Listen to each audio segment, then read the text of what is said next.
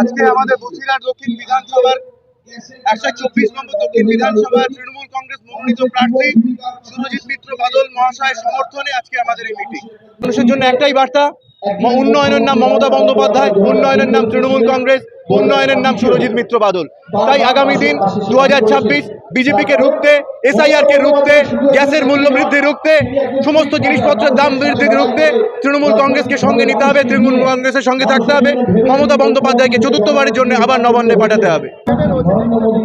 আমরা এটা আমাদের প্রতীকী প্রতিবাদ। আজকে যেভাবে সারা পশ্চিমবঙ্গ তথা সারা ভারতবর্ষের মধ্যে যে জ্বালানি সংকট শুরু হয়েছে, এনআরজি লকডাউনের ডাক দিয়েছেন আমাদের মাননীয় প্রধানমন্ত্রী, আমরা তারই প্রতিবাদে যে সাধারণ মানুষ আমরা বাঙালিরা যারা দুটো ডাল ভাত জোগাড় করতে হিমশিম খেয়ে যাচ্ছি, সেখানে যেভাবে তার অদূরদর্শী পরিকল্পনার জন্যে আজকে এই গ্যাসের মূল্য বৃদ্ধি, তেলের মূল্য বৃদ্ধি মানে সমস্ত জিনিসের নিত্য প্রয়োজনীয় সমস্ত জিনিসের মূল্য বৃদ্ধি, তারই প্রতিবাদে আমাদের এই প্রতীকী প্রতিবাদ।